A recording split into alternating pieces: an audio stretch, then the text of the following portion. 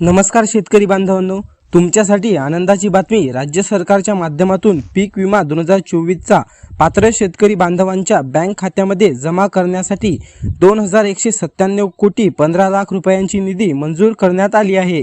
ही निधी पात्र शेतकरी बांधवांच्या बँक खात्यामध्ये सुद्धा जमा केली जाणार आहे।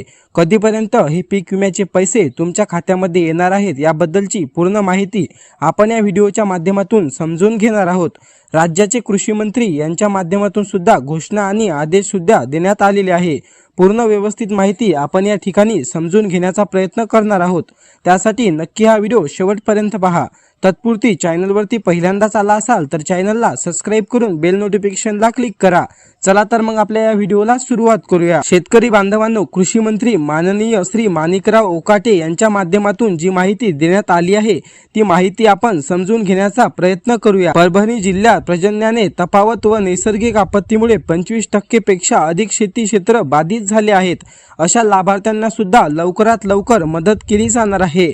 याचबरोबर बघा, राज्यातील नुकसान झालेल्या शेतकऱ्यांना 31 मार्च पर्यंत विम्याची रक्कम वितरित केली जाणार आहे, अशी सुद्धा उल्लेख या ठिकाणी करण्यात आलेला आहे। हे बघा, परभणी जिल्ह्यासाठी 2024 मध्ये 426.55 कोटीची अंतिम नुकसान भरपाईची रक्कम मंजूर करण्यात आली आहे आणि राज्यात प्रधानमंत्री पीक विमा योजनेअंतर्गत 2197.15 कोटीची रक्कमेस मंजूर देण्यात आली आहे।